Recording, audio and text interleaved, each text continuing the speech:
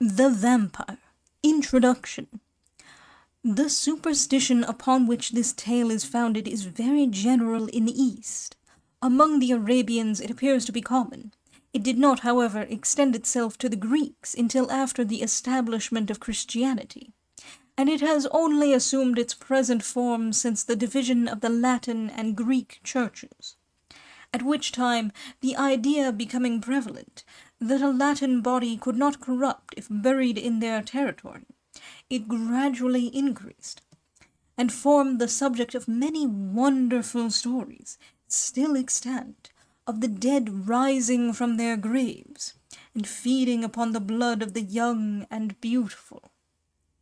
In the West it spread, with some slight variation, all over Hungary, Poland, Austria, and Lorraine, where the belief existed that vampires nightly imbibed a certain portion of the blood of their victims, who became emaciated, lost their strength, and speedily died of consumptions, whilst these human bloodsuckers fattened, and their veins became distended to such a state of repletion as to cause the blood to flow from all the passages of their bodies, and even from the very pores of their skins. In the London Journal of March 1732 is a curious, and of course credible, account of a particular case of vampirism, which is stated to have occurred at Madriga, in Hungary. It appears that upon an examination of the commander-in-chief and magistrates of the place, they positively and unanimously affirmed that, about 5 years before, a certain Hayduke, named Arnold Paul, had been heard to say that at Kassovia, on the frontiers of the Turkish Servia, he had been tormented by a vampire, but had found a way to rid himself of the evil by eating some of the earth out of the vampire's grave and rubbing himself with his blood. This precaution, however, did not prevent him from becoming a vampire himself. Footnote. The universal belief is that a person sucked by a vampire becomes a vampire himself, and sucks in his turn.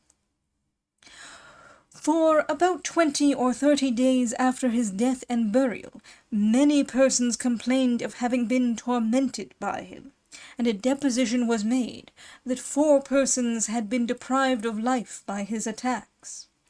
To prevent further mischief, the inhabitants having consulted their Hadagni, chief bailiff, he took up the body and found it, as is supposed to be usual in cases of vampirism, fresh and entirely free from corruption, and emitting at the mouth, nose, and ears pure and florid blood. Proof having been thus obtained, they resorted to the accustomed remedy. A stake was driven entirely through the heart and body of Arnold Paul, at which he is reported to have cried out as dreadfully as if he had been alive. This done, they cut off his head, burned his body, and threw the ashes into his grave. The same measures were adopted with the corpses of those persons who had previously died from vampirism, lest they should, in their turn, become agents upon others who survived them.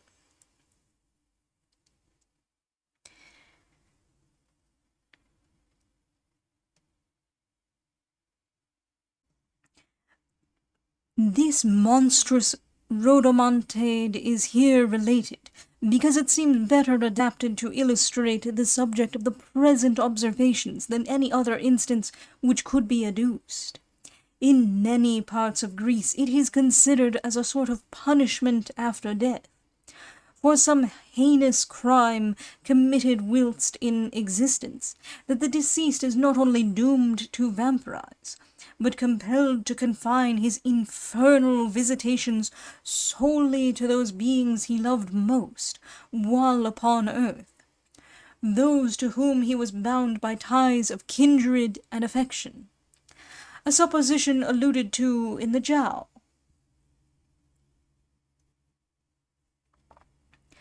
But first on earth as vampire sent, thy corse shall from its tomb be rent, then ghastly haunt the native place, and suck the blood of all thy race.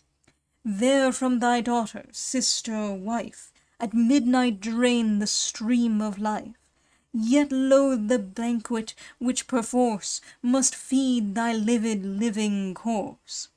Thy victims, ere they yet expire, shall know the demon for their sire. As cursing thee, thou cursing them, thy flowers are withered on the stem. But one that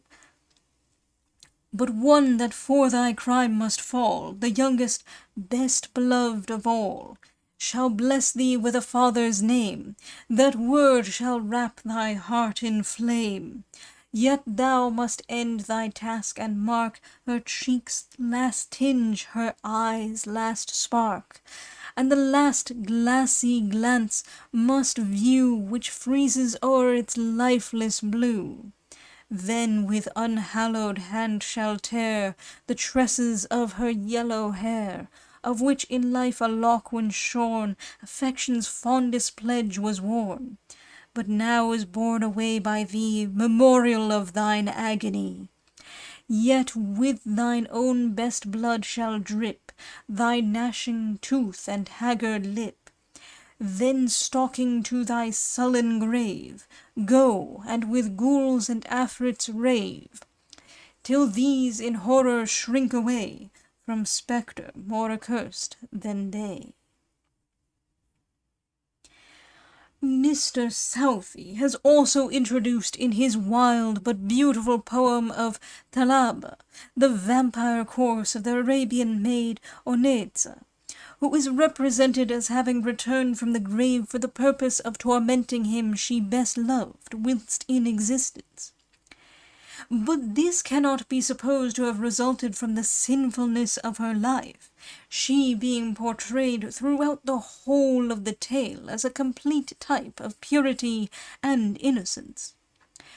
The veracious Tournefort gives a long account in his travels of several astonishing cases of vampirism, to which he pretends to have been an eyewitness.